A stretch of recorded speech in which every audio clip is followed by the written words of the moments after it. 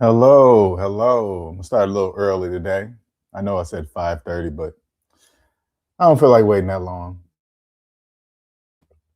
So up, Monique. I don't know if you're still in here waiting or you probably walked away maybe, but give you guys a couple minutes to get in here and I'm gonna go ahead and get started. Haven't seen the S&B family in a minute. Getting a little more regular with some videos. Things are coming to me, when I get the urge to speak. Okay, how you doing? Get the urge to speak. I think it's more about helping the S&D family while on your journey, because you guys know it's all different once you cross over out of the debt matrix. All right, so let me get started. As you guys can see in the title, the debt matrix is just one perspective, okay? Now, and this is just me thinking, right? It's just the way I think now as I grow into this new S&D perspective. Like today, I understand that there are millions of perspectives on capitalism, millions of perspectives, because each person has their own. So say like there's about 350 million people in the United States of America. That means 350 million different perspectives on capitalism. That's what that means. And the debt matrix is just one of those perspectives that millions of people just happen to share. But it doesn't matter how many people are in the debt matrix perspective. It's just one. The debt matrix perspective is just one perspective that millions of people are in and share. Okay. Now, if you're new to the channel, I was born in the debt matrix. Born there. I didn't know I was born there, but I was born there in the debt matrix perspective of life. Now, I didn't escape, awake. The best way I can describe it, when I was in my early 40s, I I reached a six-figure place in my life, which everybody strives to be, because I thought something was going to be there. When I got there, it didn't feel right. Something was wrong. I just didn't know what it was. And I remember standing in my living room where I lived at the time in this high-rise building. And I remember standing in the living room just looking at all my stuff. And I was like, I'm missing something. And I didn't know what it was. I said, God, can you help me? Can you help me? Can you please help me with what I'm missing? And then that's when he told me, get out of debt. Once I got out of debt, that caused me to escape the perspective of the debt matrix. I escaped it. I escaped something that I didn't even know I was in. This is how powerful it is. And S&B family really want you guys to pay attention to this, because I escaped something that I did not even know I was in. Even when I got out of debt, I didn't realize how powerful that was. I just really didn't understand that, right? But today I know exactly what it is. Now, the SMD perspective is another one of those millions of perspective. The SMD is one of those. Now, there's only a few thousand, maybe a couple thousand people in the SMD perspective compared to multi-millions of people inside the debt matrix perspective. Now, the way I look at perspectives is not really levels. I'm smarter than you. I'm smarter than the people in the debt matrix, debt slaves. I'm at a higher level. The perspectives to me have nothing to do with levels. Nothing. It's about distance. The distance between perspectives. Now, knowing with knowing that I was born inside the debt matrix perspective compared to the SMD perspective where I'm at today, it's like light years away. Light years. That's the best way I can describe it. It's like light years. I'm light years away from the perspective of how I was living inside the debt matrix, light years away.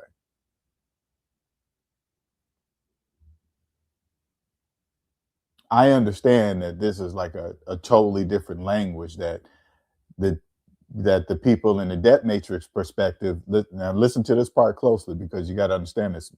Inside the debt matrix, the debt slaves inside the debt matrix live in a perspective in which they don't know that they live, just like I thought one time. So they don't even know that they are in a perspective of capitalism. Okay. They have no idea there's millions more views, perspectives of capitalism. Millions.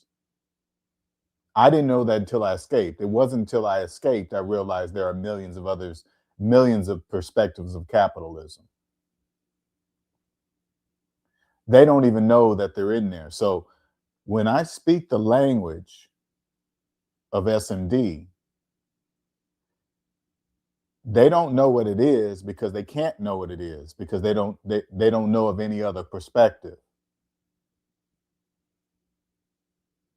This is how it is. I want the SMD family to understand this is how it is.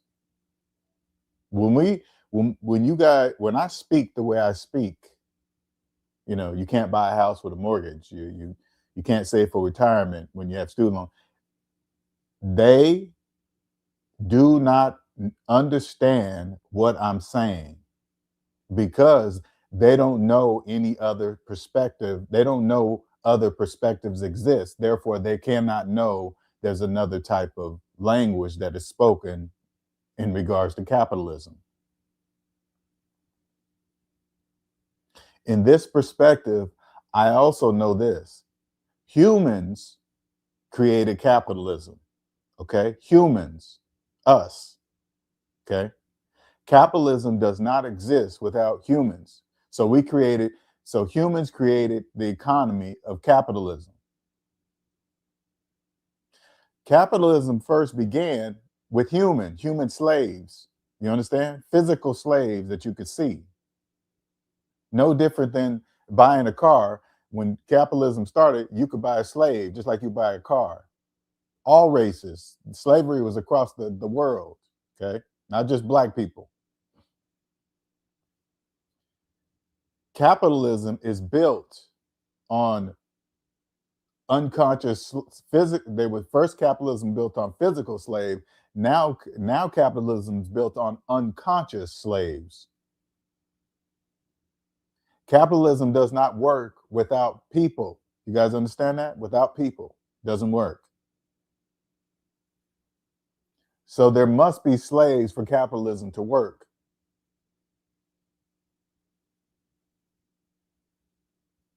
Instead of just now, this is what I can see now. Evolution just happened to where, hey, slavery's bad. That has to stop. No, nothing was going to stop that. Nothing was going to change that. But on top of that, slavery cannot stop because capitalism will stop. So somebody obviously came up with the psychological, the unconscious version of slavery. It had to be, because if there's no slave, there's no capitalism.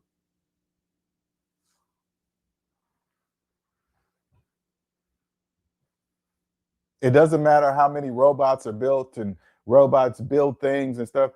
The only thing those robots and AI and everything's it's here for us. If we are not here, those things are not here because we created those things.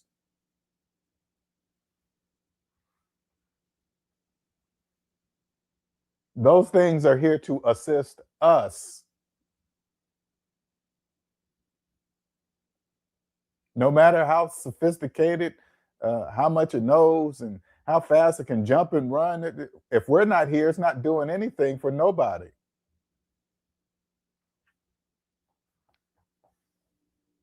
I understand that in this perspective of the S&D perspective. That is obvious to me.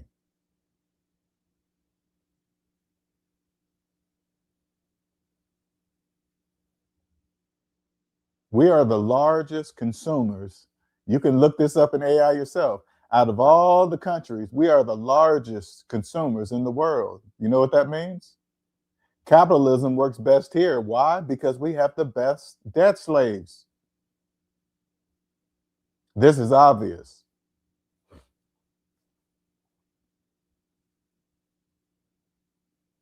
We have millions, listen, millions of unconscious debt slaves that own nothing, not even themselves, and they don't know it. Now, when I look at capitalism from the S&D perspective, every day, S&D family, I want you guys to listen to this part because it never ends. Remember, there's millions of perspectives. That means you'll never run out of thinking you're reaching, this is the top. There is no top, it's unlimited.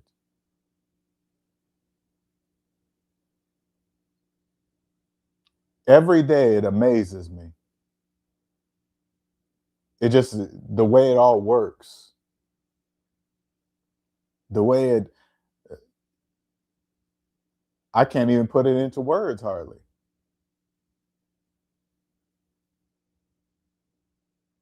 Here we are, we're just born, and we're born and everything is just here, the politics and the buildings, and here's where this person lives, and everything's in Washington D.C., and this, it's just here.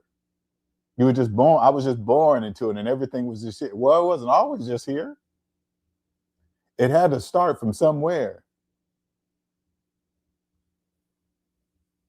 There's people that know, and then there's people that don't know. Those in the debt matrix, they do not know, and that's how it's supposed to be. That's how it will always. Well, I can't say for speed. That's how it will always be during my lifetime here on Earth, for sure. That's a fact. Excuse me.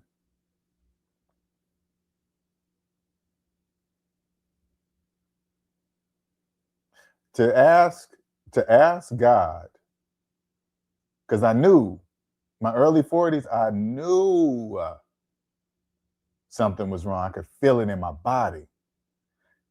I didn't know I was inside the perspective of the debt matrix. I did not know that. That was the feeling. That's why I had to ask God. And as soon as I asked God, He showed me how to get out. I went from not knowing, being born in the debt matrix, not knowing that I was born into a perspective, one single perspective of capitalism, the debt matrix. One. I didn't even know it was a perspective.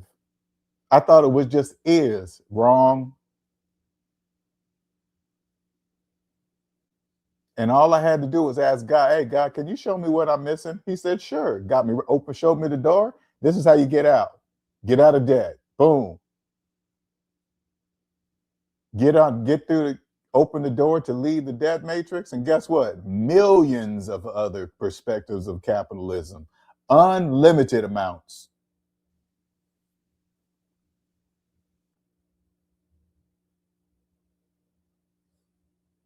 One second.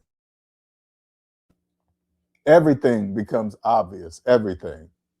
Of course, slavery can't stop. Capitalism, that's how capitalism works.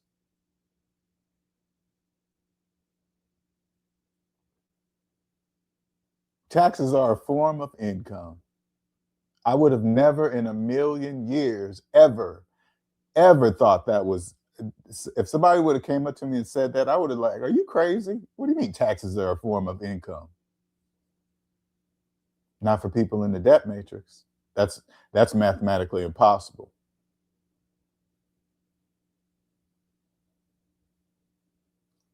They can't save money. All currency is a complete illusion. They own nothing. Retire. Now remember, too, I want you guys not remember, understand this. Everything, every single thing, especially in the capitalism, is a perspective. So when you hear the word retirement, every single person inside the debt matrix has a different perspective of retirement. They all use the same word, but everybody's perspective of it is different. When you hear the person like today, today I listen, I can't really explain how I listen, but you can, S&B family knows we can hear a debt slave without knowing the debt slave is saying what they're saying.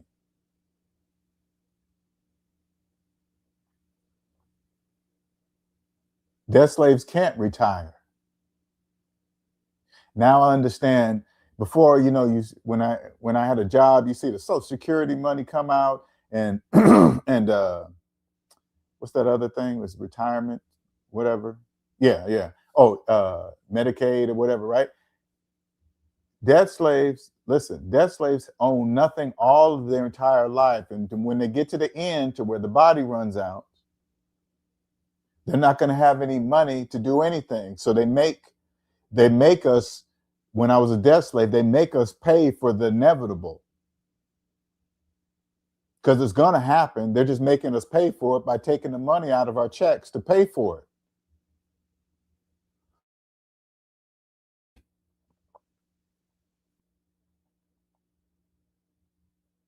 Get to the end of, just thinking, get to the end of six-figure making every single year. You're living your life, but I didn't own anything.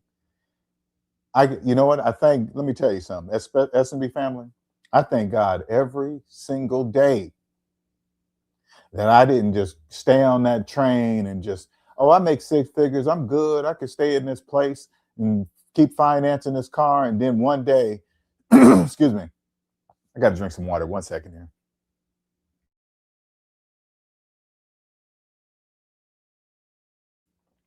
Then one day, my job gets obsolete or get phased out or layoff or something. Then I go from six figures, listen, six figures to unemployment.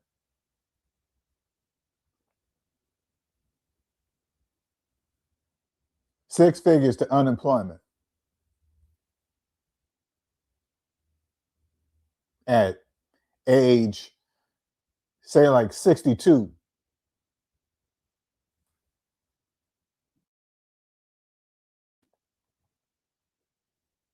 Age 62 with nothing, thinking my retirement have enough in there. And think about this. I want you guys to really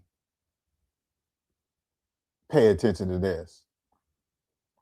You know why they always ask debt slaves how much money they're going to need in retirement? You know why they always ask them that question? Because they're never going to know, because they don't know how much money they need right now today to live a normal life. They don't even know.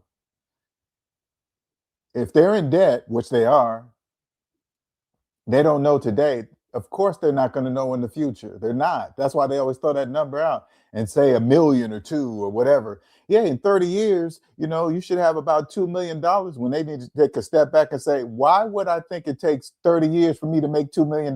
First of all,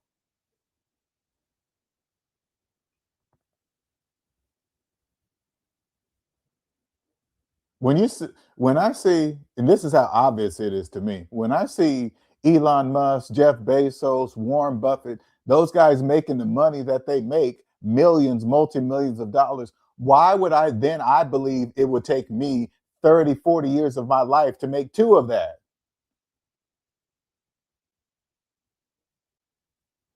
Those are those are perspectives. When I look at those kind of people, Elon Musk and Jeff Bezos and the guy that owns Facebook, I don't think they're better than me. I don't think they have. They know something I don't. I mean, they might, of course they're going to know some things, but I'm talking about as far as self belief and be able to do things. You can do the. I can do the same. I'm gonna do the exact same.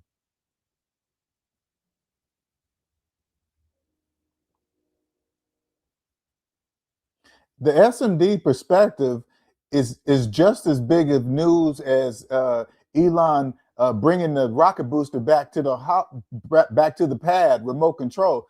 SMD perspective is big, just as big as that.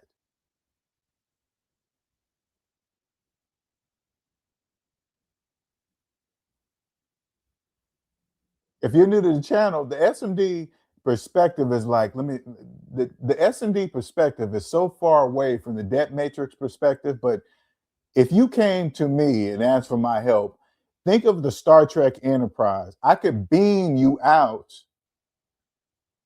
of the debt matrix perspective over to the S&D perspective. I could beam you out of there. You could choose to go the hard road like I had to do to get here. I had to blaze the trail first, share my knowledge with the S&D family to make their journey easier. But now I know the distance between the S&D perspective and the debt matrix perspective. I could beam you out of there, change your life forever. It's just as big.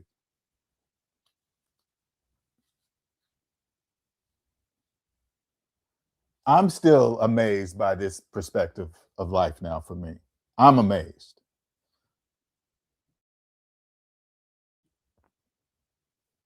And every day I'm more amazed. People say, well, Jay, people don't know what you're talking about. That's why you don't have that many subscribers and views. That's how it's supposed to be.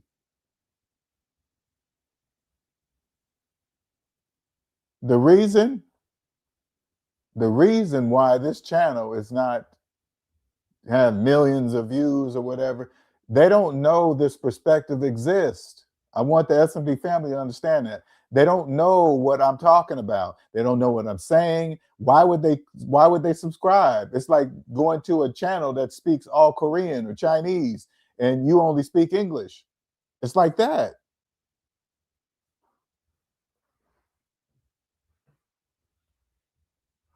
I don't know how to speak Spanish, so I don't really watch a lot of Spanish videos because I don't know how to speak the language.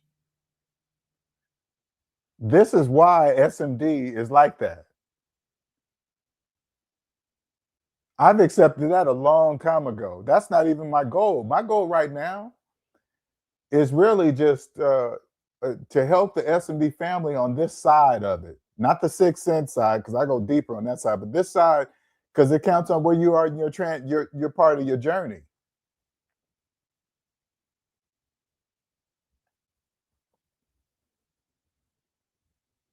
Where I'm at, I'm just I'm just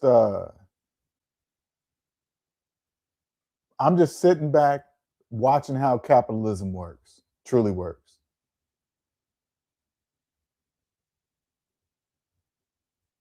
And we are the number one consumers in the world. So that means we have the best trained debt slaves.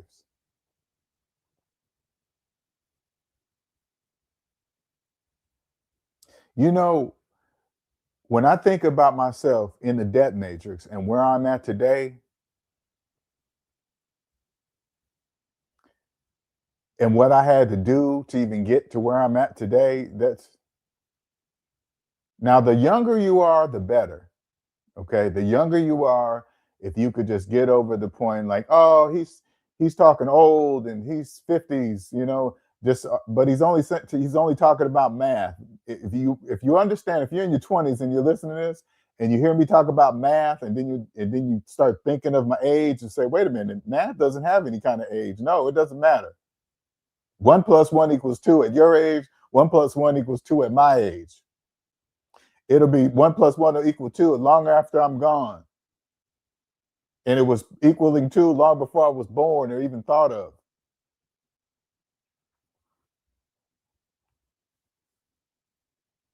When it comes to capitalism, math is God.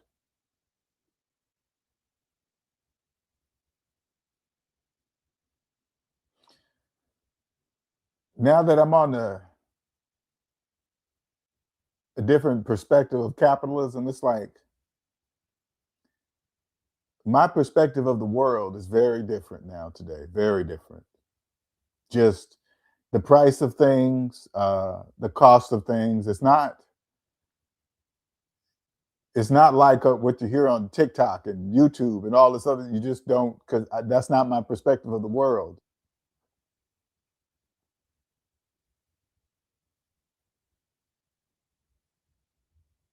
It's peaceful. It's calm. I remember when I first got out of debt, the amount of stress that was relieved off my shoulders that I didn't know that I didn't have to have. That was the first I realized something was different when I didn't have to check the mailbox for monthly things coming in. What's due this month, month after month? What? Wait a minute, month to month payments is not normal. Nope.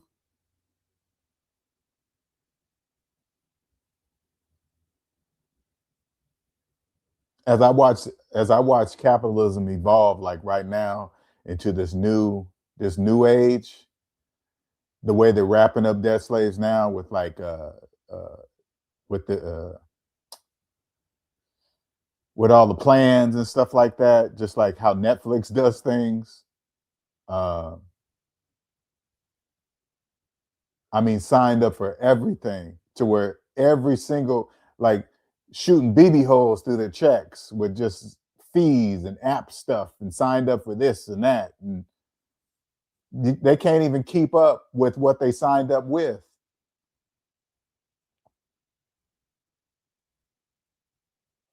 And then when I look at TikTok and I think about my days, the only kind of access that when I was a debt slave, especially at a young age, the only place they could really get us was on radio and if we were in front of the TV. Because that's the beautiful thing about being in this perspective. I can go back into my life now, all the way to a kid, and realize the only place they could get a hold of to start programming me was in the front of the TV and on the back of cereal boxes, stuff like that. Okay, but TV was the main one, and they only had a limited time on during a commercial or at because about one, I think it was about 2:30 in the morning. After about that time, the TV stations were all off. There was no TV stations on, so you had to just I had no choice but to turn the TV off and do something different that did not involve the TV. Today, it's 24 hours a day, anytime you want. Not only is it companies advertising, companies have other regular people selling and advertising stuff for it. And it never stops. It just never stops.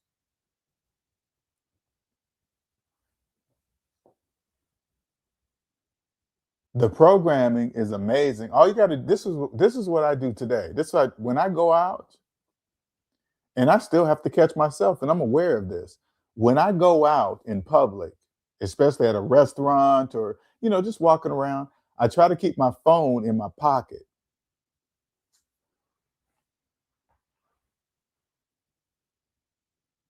If you and then I just look. Every single person is in their phone. Sometime when I go on the trail, go walking in the nature, people are on the phone in walking in the trail in nature.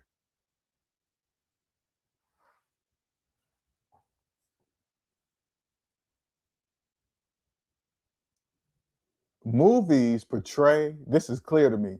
Movies portray what's happening right now in real it right now.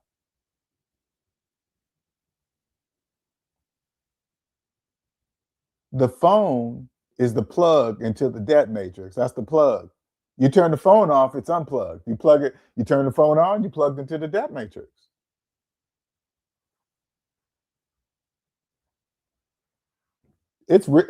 Hey, listen, Omanike, it's real addiction. Social media addiction is happening now for sure. They're gonna come up with some kind of class for it, a clinical diagnosis. That's real.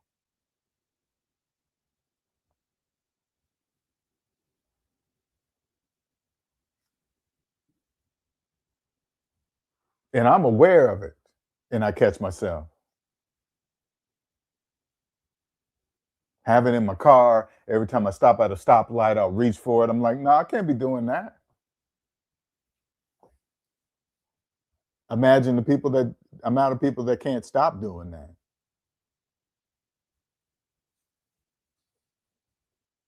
Got to have that phone any second.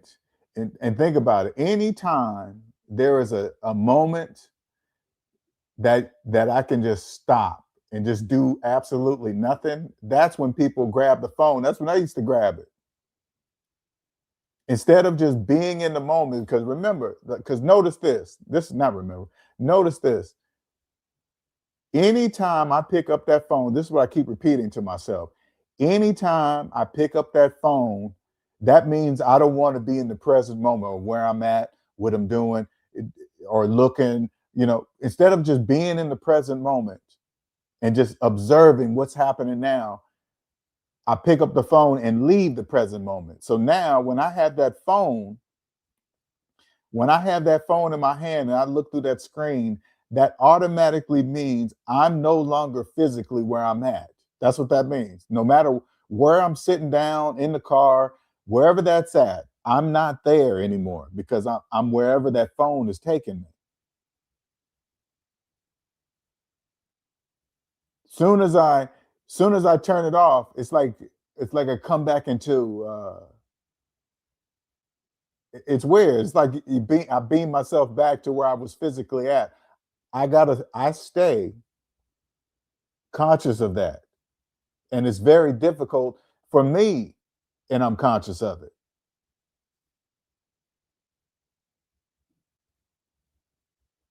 Mm, because they aren't getting the attention. Hey, ain't that crazy? This is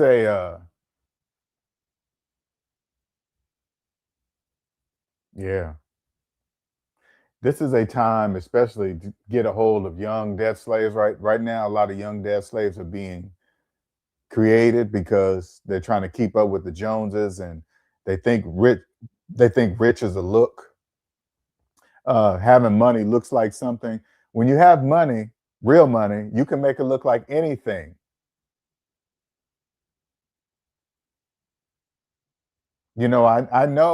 I know people that, especially people in the debt matrix, I know they don't think somebody with multi-millions of dollars drives a Toyota 4Runner.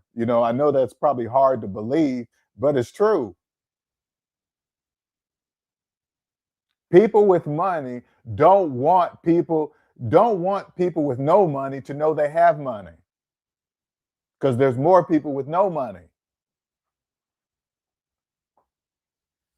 When you drive a Ferrari, you're telling people, "Hey, look at me, I have money," or you're trying to tell them something. I'm not saying not buy one, but if you get one, you know what comes with it.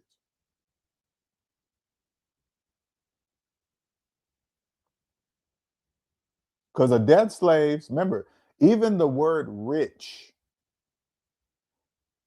each debt slave has a different perspective of the word rich, wealthy.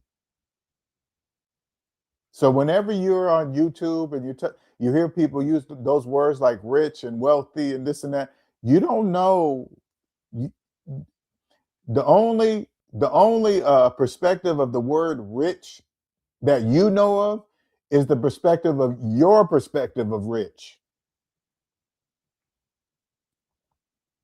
When you hear another person say the word rich, say the word wealthy, they're telling you about their perspective of those words. What's up, cupcakes? This is this in this perspective, the SMD perspective, this is what I fully understand now, especially in the capitalism game. Okay. Any word, any word inside of capitalism and with banking or money, every word used is a perspective used by that person. So if you hear a person use the word equity, they're only talking about equity in their perspective. Now, if put it this way, if somebody came to me, because remember, they don't know the S&D perspective exists, okay?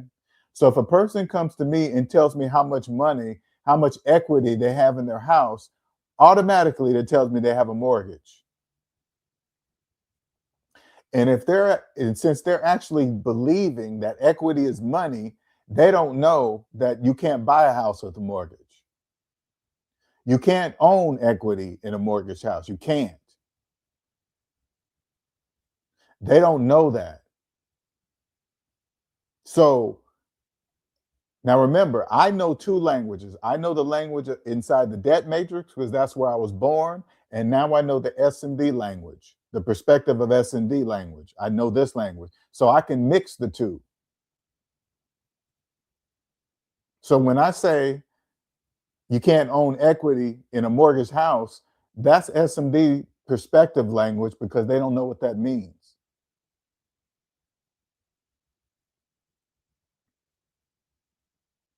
So if a debt slave is talking to me like that, I know exactly what perspective they live in. If they're saying things like, "Yeah, I put so the X amount of down. I just bought a house and I only put $15,000 down." They live in the debt matrix perspective. If they believe like they're talking about they're saving money for retirement, and then you find out they still have their student loans that they've had for 20 years, they live in the debt matrix perspective because you can't save for retirement while having student loan debt. You can't do that.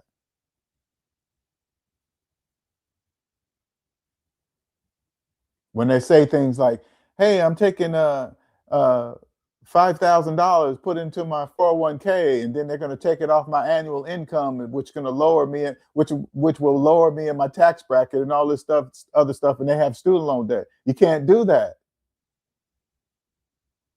because 5,000 minus your student loan debt equals negative a large negative number. You can't do that.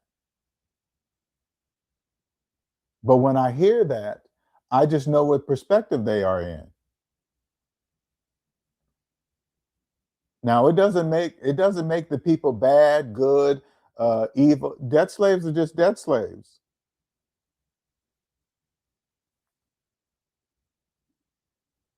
I was told a long time ago, rich people dress poor and act poor.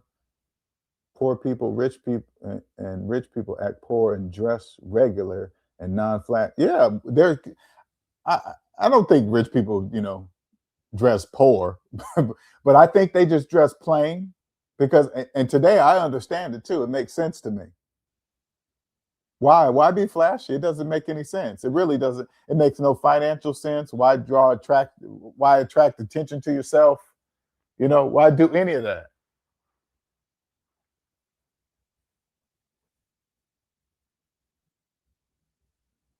Having money is very different. It's not.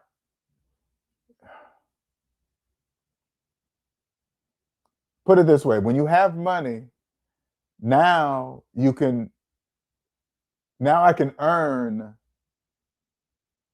income from taxes.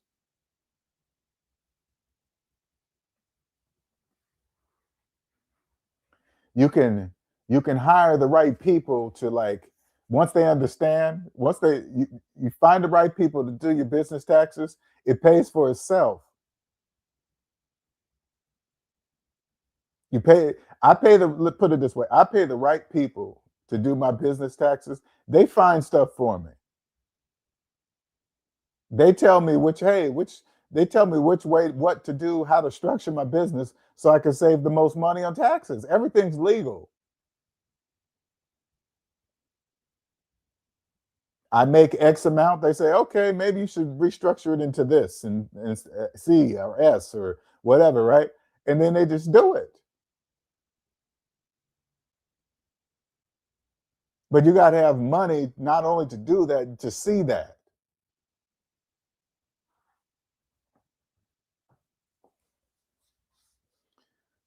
no cheating, no pretending you made money, you really made some money, but you're not claiming it. No, that means you don't understand how to play. That's what that means. Cheating means you don't know how to play.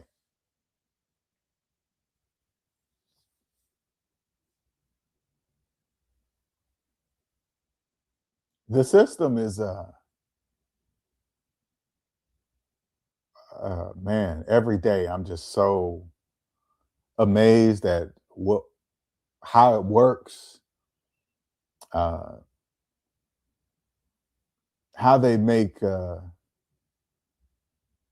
debt slaves just do the things they need them to do because remember debt slaves have no money to do anything, so they have to follow the wave that they create.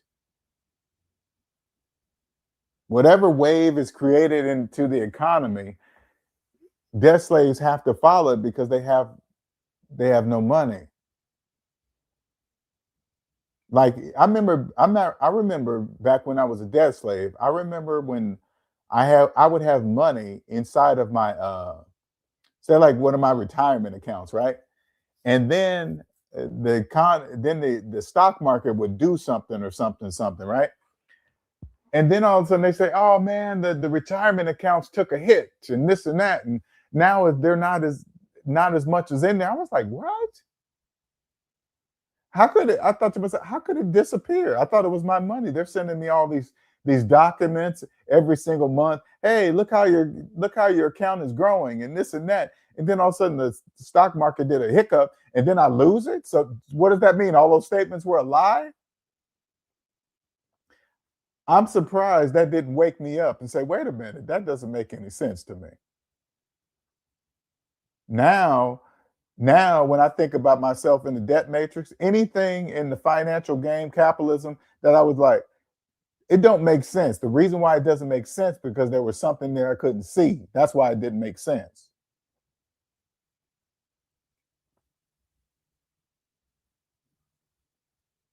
Like when people take out two mortgages on one house and think it's normal. That's in the debt matrix perspective. Two mortgages on one house mean you really didn't understand why you needed the first. That's what that means.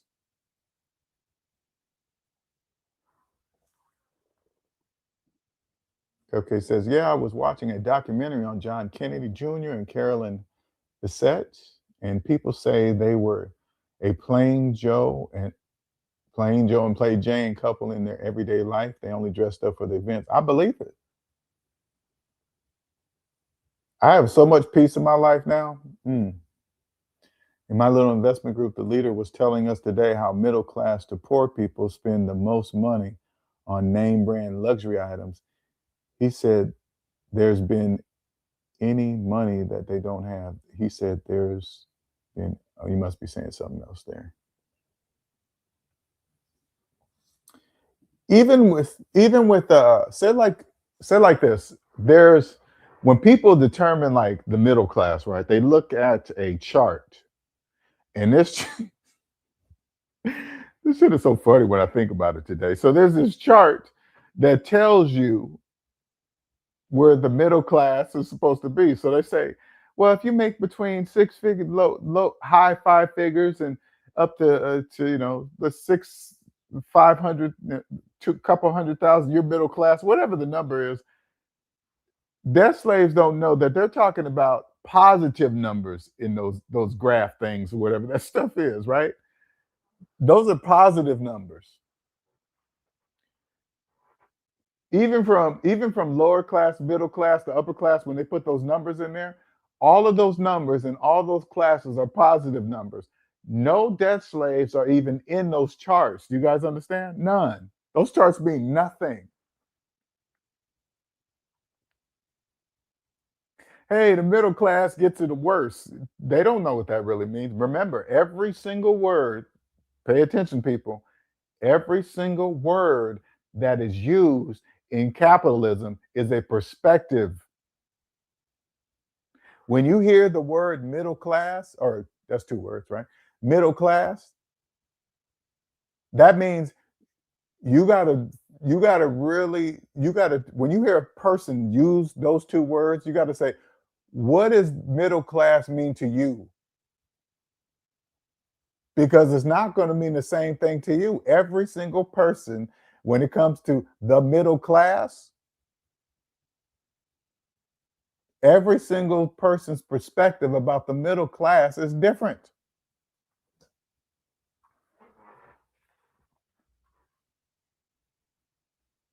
You know how long it took me to understand and start realizing that when it comes to the finance game? I apologize. I know you can write, meant to say that slaves spend money they don't have. Yep, but that's what they're supposed to do, cupcakes. That's the debt matrix perspective. What's up, Jacquees? I missed the lives. My coworkers give me endless stories. Got one who financed a $10,000 surgery for her dog and ended up dying a few weeks later. Oh my goodness. And she's still making payments. Oh, you know, in her defense, Jacquees, I get it. Okay, animals. That's why I ain't got no animal right now. I really don't have time for an animal, but I've always been a dog lover, but only if I have time for the dog, because I just think it's unfair if I don't have time for the dog. But once I'm attached, I'm attached. So I get it. Oh, that's horrible though. I get it though. But see, you know, if you're not in debt, you can drop the cash. You could have walked in and say, "Hey, I got cash for the surgery." They probably would have dropped it down to 7.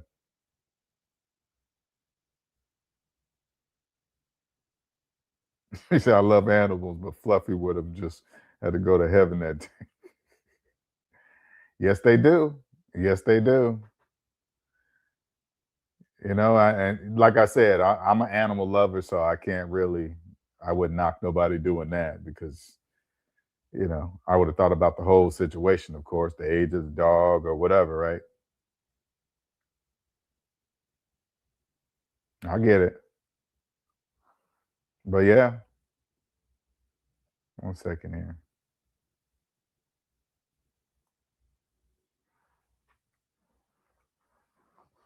I guess, I guess knowing that that's what really makes capitalism an illusion, right? The reason why it's an illusion because every single person's perspective on capitalism is different. Now, again, those of you new to the channel, the SMD perspective, we over here have a base perspective. The base perspective is this: math controls capitalism, period. Nothing exists outside of math. Now, we might have our perspectives off of the foundation, any direction, going any direction, but the base is math. That doesn't change.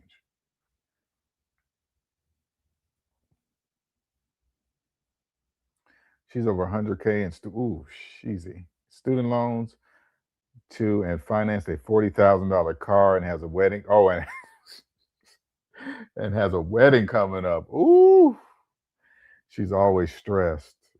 $40,000 car, student loan debt, and who knows how much that wedding's going to cost. Oh, when I think about myself again, late 30s, in the debt matrix, I never once asked to see the woman's credit report. Uh, how are your finances? I just, oh, you look good. Sex is good. Hey, let's get married. We get along. Just nothing to do with. Oh man, everything is just different now. It's just different. I mean, because society, you got to remember the debt matrix here, especially capitalism here. When somebody goes out on a date to meet somebody for the first time or whatever, right? they try to come up in the nicest car, dressing in the nicest clothes, talking about where they work or where they live. You don't know to say, hey, are you making payments on that car? You know, before I get serious with anybody, I exchange credit reports because I let you see mine if you let me see yours. People don't talk like that. People don't talk like that. The 60-year-old couple in my church refinanced their house 3 years ago and was spending the money on frivolous things. Oh wow! This year the car got repossessed, and they're the biggest gossips in the church. Isn't it crazy? Even in church, man. Even in church, debt slaves are everywhere, everywhere. But you guys got to really understand that if debt slaves knew they didn't have any money, bye bye churches. If they knew they didn't have 10% of anything to put anywhere, they would stop doing that. Oh, I'm gonna still do it, because I got it. Well, you don't have it. What do you can't do something that what you don't have. You don't physically have it. They still no, no, they're still gonna do it. I got one better. What about the folks financing trips to Europe and might have to cancel because of this war? Ooh, right about that. They might get some of their money back, but those companies are going to get a cancellation fee. Believe that. Met a girl at church who I would have married, nice woman who still lives with her parents. Found out by asking the right questions that she's 70K in the hole for student loans and went back to school. See, see, Jacquees, you can ask certain questions that debt slaves will not know why you're asking these questions. That's the beautiful thing about the SMD language. You can even like say like you want to find out if a person in a nice car is making payments or not. Just go to them and say, "Hey man, nice car." Brag on the car. That'll ease them up a little bit because that's why they financed it, right? And then say, "Did you get a good interest rate?" If they say yes or hint at the, "Oh yeah, I sure did." Just they told you the answer. They financed it. But you can also tell too, like say like they roll in with a brand new fully loaded Escalade V, but they work at a particular job where they're making about maybe $40,000 a year. That Escalade V is financed. You know that. If you ask if they were making payments on the car and they ask, wait, if you ask if they are making payments on the car and ask for a credit report, they are going to think you're a gold digger when they don't have any gold to dig for. No, that's why. Well, that's why you got to be very careful. You just like I said earlier, you got to say like, "Oh wow, did you get a good interest rate on your car?" And they're gonna smile and say yes or whatever. Then I don't need to ask any more questions at that point, right? Now, when I say and when I'm thinking about the credit report cupcakes, that's by the time you get you got to remember debt slaves will tell you they're in debt well before a credit report. A credit report means that okay, they must have passed all the debt slave talk or things that and they're still talking like they have no debt. Okay, I would ask to see for the credit report to make sure. So, oh, I'm hearing people stuck in Dubai. Oof, jeez. Oh, they're taking care of them over there. Okay. That's serious business. Oh yeah, you're right. I don't have to ask questions no more. No, you're right. I know this language. Let me tell you something. SMD language is just beautiful. The more everyday SMD family, I'm learning more. I'm happy to share with you guys, but really focus on what I'm saying about perspectives. Okay, every there are millions of perspectives on capitalism. The debt matrix is just one of those perspectives, and so is the SMD perspective. That's just one. The debt slaves inside the debt slave perspective do not know they're in a perspective. That's a crucial thing I want you guys to understand. It's a perspective that they don't even know that they're in. They just believe what they are in is it. That is capitalism. I understand that capitalism does not work without human slaves. It doesn't work. They showed us that in the beginning when capitalism first began. We had physical slaves. You think it just stops when the physical? No, it doesn't stop. Everything stops if that stops.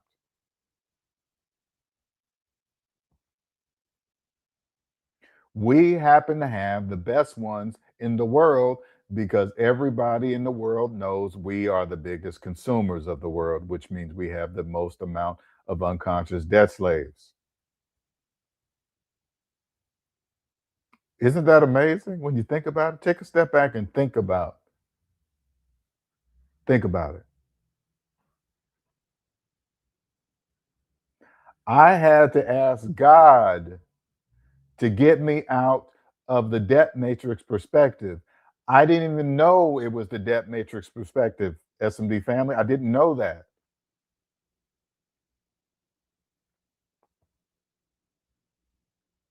I thought working at a job, saving and retirement, finance everything, and to own everything. I thought that was normal.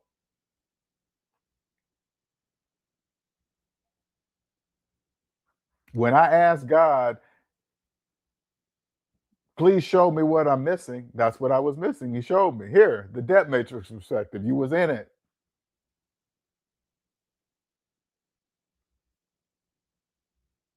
He got me out of something I did not know I was in. That's amazing to me. Now I'm able to share this knowledge that God gave me with the SMD family. I'm excited to see what you guys are going to do with it. I'm excited because you guys all know once you acquire this knowledge, there is once you are, excuse me, once you're in this perspective, there is no going back to the debt matrix perspective. That's not an option. You couldn't even, I couldn't even pretend to go back. I wouldn't even know how to do it. There's no way I could go to a a a, a car lot, pick out a $70,000 car and pay on it for 7 years.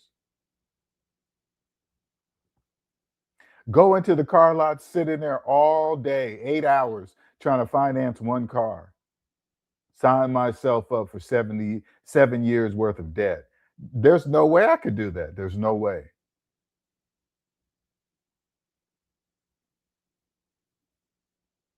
They make like when you if they make millions of cars, right? Say like you go get a Honda Accord, and who knows how many they make of those per year. Can you imagine what one Honda Accord cost them to make?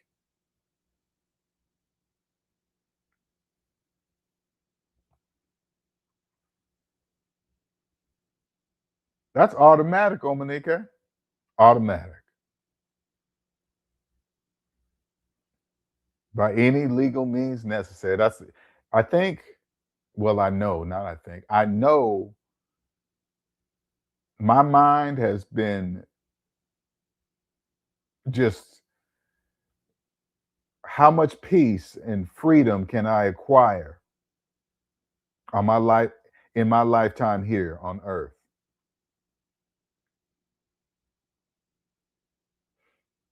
I thought a $300 monthly car payment was bad. Blows my mind that people are dropping almost 1,000. Oh yeah, 300 shit. I was back in my days when I was a teenager. $300 a month. And I think I told this story one time before. I remember when I was like 18, right? And I remember I financed my first car. and it was some kind of side little business, right? Some side business that financed car high risk people, which was I was, but I was brand new, young, right? And so that means they charge ridiculous amount of interest, right? And I remember going into this man's office. He looked like he had his daughters working the front two desks, and his office was in the back. But I remember he was an older white man, and I remember he came out the back room a couple times, to meet the customers. But he came out some cowboy boots and some tassels and a nice little a country western shirt type of thing. I said, okay, he's most definitely in charge of the operation because of the way he looked. And I thought to myself, even at 18, I was like, okay, he knows something I don't know. But at 18, I'm just thinking, oh, okay, he's old. He has plenty of years of da da da da da, just making up excuses. It ain't got nothing to do. It sort of got something to do with, but not everything. The refinance couple in my church think they're doing better than the trailer park couple with no debt. Wow. And the trailer park man buys all his cars in cash. All debt slaves think that. They really do. They think that. I am slowly building my business. I refuse to build on debt. Yep, that's how you do it. And that's exactly how you do it, Omanike. It really works better when you do it that way. It makes you think harder. It makes you it's most definitely going to make you respected more when you get it going.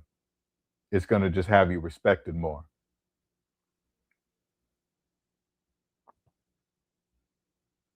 For surely not. I think it's a beautiful thing to go into open a business, but becoming debt free personally first. That's just your view on everything will be different. But once you get it going, this is what I suggest all SMD family members that came from the debt matrix and you're going into the business side, hire. When you finally get your business going, you think okay, you figured it out. Okay, it's going to start making some money. Hire a professional business accounting firm right off the bat. Okay.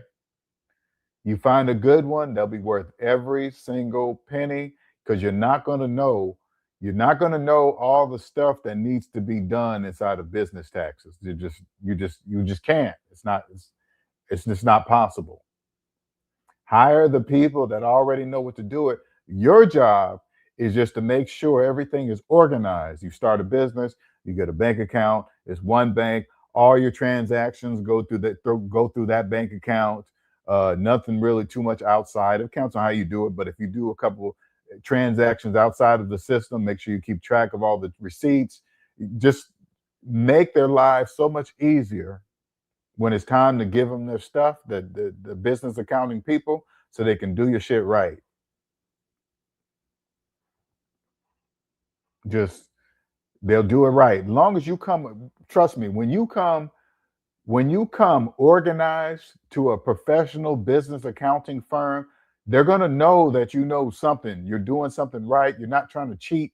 You're not trying to trick them. They're going to easily see if you're just making a mistake versus something you're trying to hide or something. That's easy to determine, right? So just keep your stuff organized, and when it's time that they need your information to do your business taxes, you can just give it to them.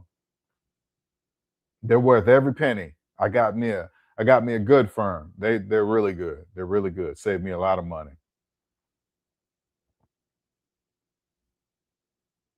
Don't try to do your business taxes yourself. Just don't. And when I say don't, I mean like when you know that your business is selling. Once you figure out like, okay, this is going to work, get all your licenses, even hire a little side business or whatever to do all that. Not even a little side business. Find an organization that they know how to set up your EIN, to get your LLC, blah blah blah. They probably do hundreds of them a day. They'll do it right. You take all that information, make sure you put it somewhere. So then when you get your bank account, and then when you hire your business accounting firm, here's all my stuff. Call me when it's done.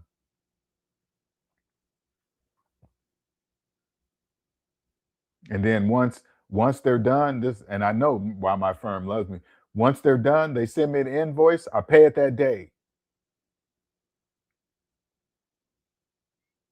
I don't say, hey, I'll pay you guys next week, or when I get paid next Friday. They get paid that day their invoice is sent.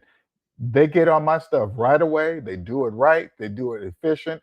Great relationship with the IRS, all that.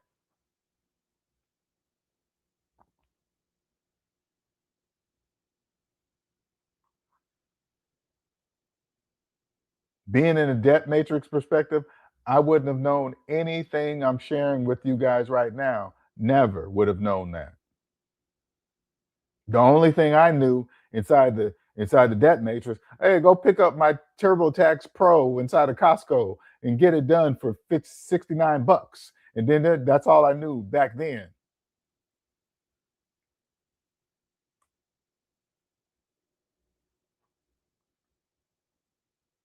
That's all I knew back then. Save some money. Hopefully, cross my fingers for a tax return and all this other stupid nonsense. All because I'm using myself to participate in capitalism. Every time I get my check, dang, how come all these taxes are being taken out of my check? Because I'm using myself in capitalism, LJ. You're using yourself. Take yourself out and enter the business, and then you'll see how it works. So I had to remove myself and insert my business.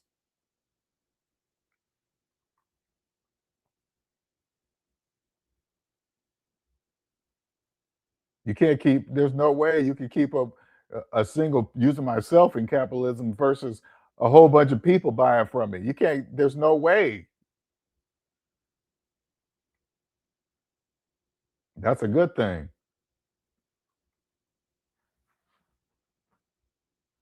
I was kind of throwing some things at my business tax people, but they wasn't really trying to hear it. But they just do a good job, so I don't really care as long as they do a good job on my stuff. I just like I just like giving them my stuff. They do my taxes. I know I'm not going to be in trouble with the IRS or for doing something, whatever. Nope, none of that.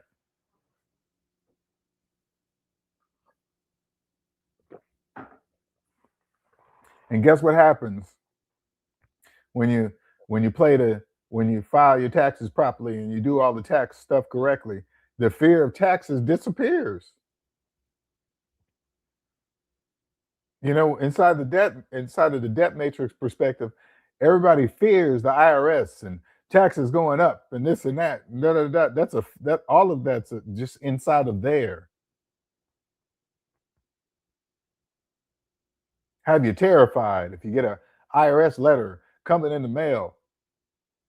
The word taxes scare people. Now, when I see somebody getting emotional over taxes, guess what I realize? They're in the debt matrix. That's why they're getting emotional over a word. Taxes is a word. Mention taxes to somebody and see how they feel. Hey, how do you feel about taxes? Oh my God. And then stop them and say, okay, how about the word ball? Do you get emotional over the word ball? Ball? Like a bouncing ball? Yeah, ball. Do you get scared? No. Then why the word taxes? Taxes is just a word. The I the IRS is acronyms for longer words. That's it. They're words.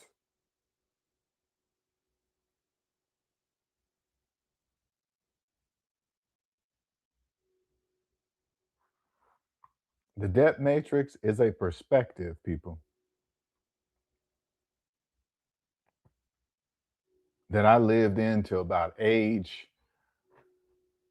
I became debt free 2015, age 45. I was born in the debt matrix and escaped in 2015. Escaped. Even when I paid off all my debt and got to zero, I didn't know what I did, SMD family. I did not know at that time that I had just left a perspective.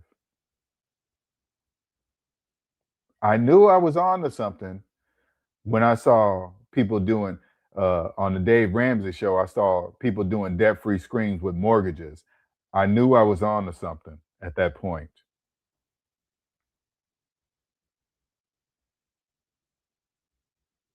Because Mr. Ramsey's plan says take the calculator and the baby steps and get out of debt. But then when it got down to the mortgage and people started doing debt-free screens, I was like, is it a mortgage debt? Yes, it's debt. I knew I was onto something.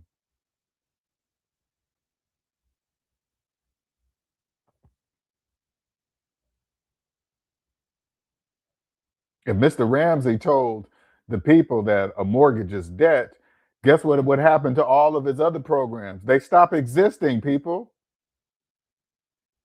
Anything past that baby step, invest in retirement and kids' college funds and do all this other stuff. If he told everybody that a mortgage is debt, that would immediately erase those programs because they would know you can't do none of that. I knew I was onto something at that point. That's called business in capitalism.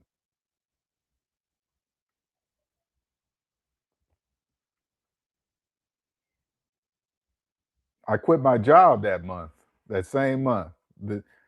When you became debt free, I quit my job in that month. Sure did.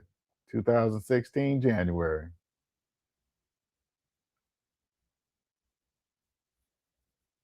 I was terrified too. What if I never make six figures again? People are gonna treat me a certain way because this was the first time I had been in my a computer engineer level 3 or 4, whatever I was, right, for years. So when I met people, or this is just the way society is. Hey, what do you do for a living? Oh, I'm a network engineer. Oh, and then everybody thinks, oh, he's smart. He's a network. I didn't know what it was like. Instead of saying, because there was always Linnell network engineer, right? Once network engineer was taken away, who is Linnell? That's what I had to figure out. Who is Linnell without network engineer? Network engineer was only gave to me by the jobs that hired me. Who is I without a network engineer next to my name? I had to figure that out.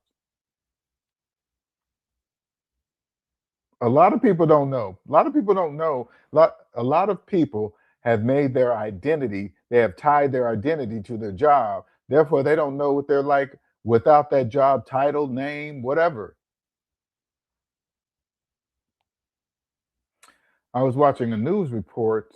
A Canadian man paid off his credit card and the bank froze his funds and he was out of the oh wow, and he was out of the country. Kudos. Wow. Paid off his credit card and the bank froze his funds. Weird. Interesting. Yeah, thank you, Cupcakes. I appreciate it. I was nervous, like I was nervous like crazy. But I'm glad I did it. I had to figure out who was I without that network name next to my name.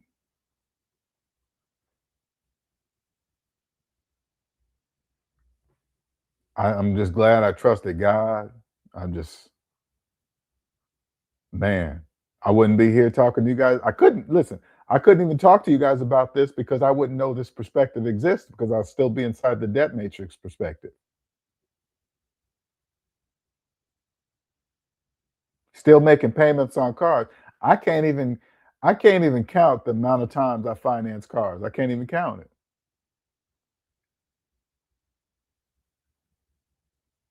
Even even when I was inside the debt matrix, I remember a friend of mine had sold me his car. It was an older car, but it was paid off, right? It was an older car. I forgot what it was called, but and I remember feeling good that I didn't have a car payment. I remember feeling good that I did not have a car payment, right? But being young and society, I was like, but it's old, man. I'm not gonna get no girls in this car. Stupid nonsense talk, dumb nonsense talk.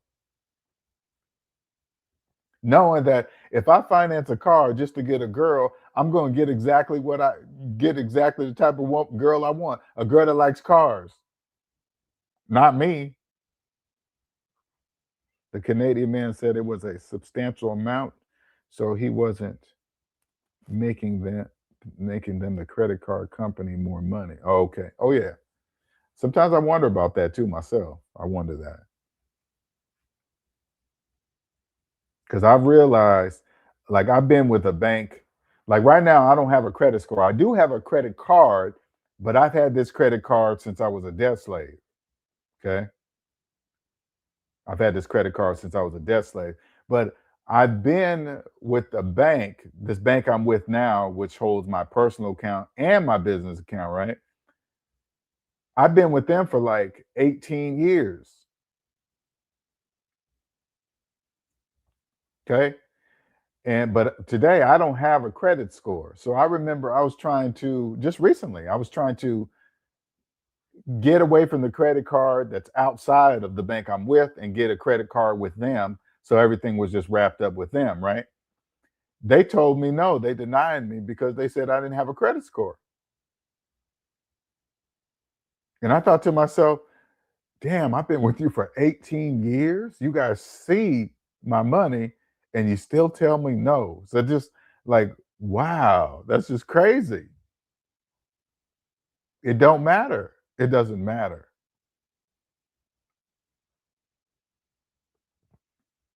I thought for sure when I applied, I was like, oh yeah, okay, make sure it's this amount.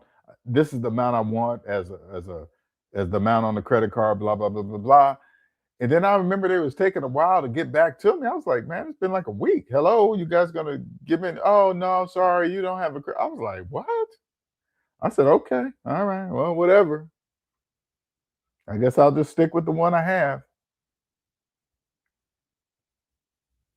Just a, it's just another thing I got to figure out to help the S and B family's journey be a little bit more, because once this is my first time ever having no credit score. It just says it is it mine when I go look, it just says not enough activity to score it or something. Something it says. I've never this is my first time being there, right? So therefore I don't know what I mean, obviously, if I've been with a bank for 18 years and never had done anything wrong within the bank while I had the account there, and they still told me no, obviously length of time has nothing to do with anything.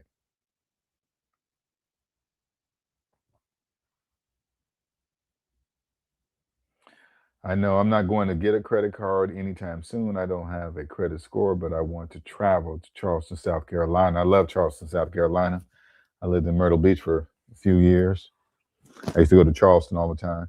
In Toronto, Canada this year, I might get a second debit card. Yeah, you know what? That's a smart idea. Get a second debit card and put X amount of dollars in that. Yeah, that's a smart idea. I like that idea.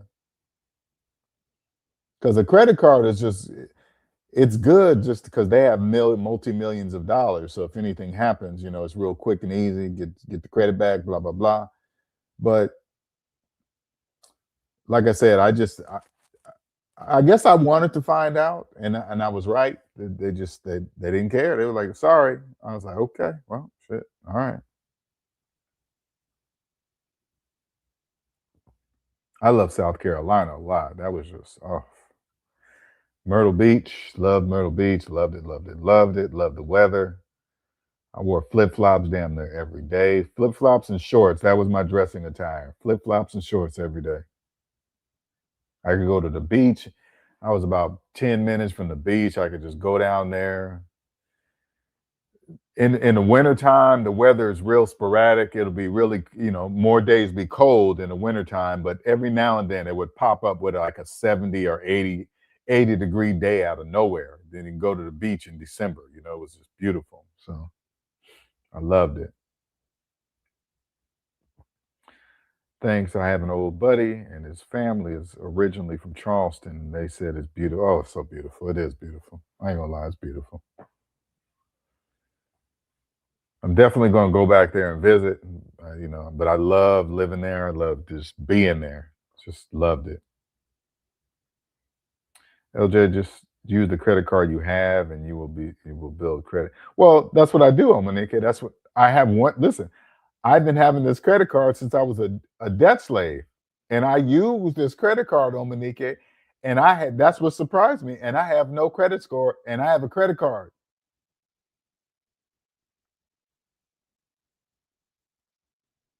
I have a credit card. And I guess since I just have one credit card and use it the way I do, I got a zero credit score. Zero. That's what's bananas. That's crazy. It's not like I'm not using that credit card. I use it.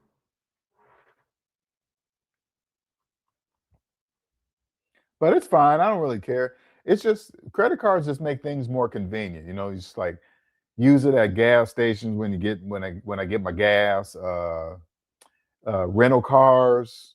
Just if you just go use it as some kind of store, you don't really have to worry about the security. If the credit card number gets got, it's a quick 10 minutes fix. Because they got multi millions of dollars. So anyway, all right, you guys. It's been about an hour and 20 minutes. Time for me to get out of here. I don't know. Surprised me. I don't know. I have no idea why I have no credit score. I have no idea. Maybe because just the way sporadically I use my credit card, maybe. I don't know. Maybe that's it. Because I don't use my credit card every day. I just, whenever I go to a gas station or, well, I ain't rented a car in a long time. So, shit, not much outside of that, right? If I go into like a 7-Eleven or something and I go pick up something, which I rarely do, I'll use my credit card there. Uh, yeah, but outside of that, not too much. Well, you guys have a good evening. Thank you, Omanike Cupcakes. Appreciate you guys. You guys will catch the video later. Leave a comment.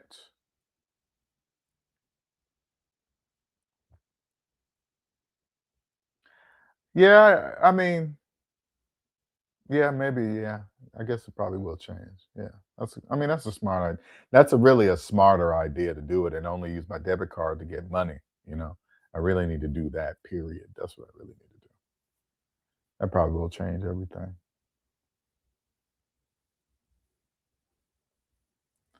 All right. Appreciate it. Have a good evening to all. Till next time. Later.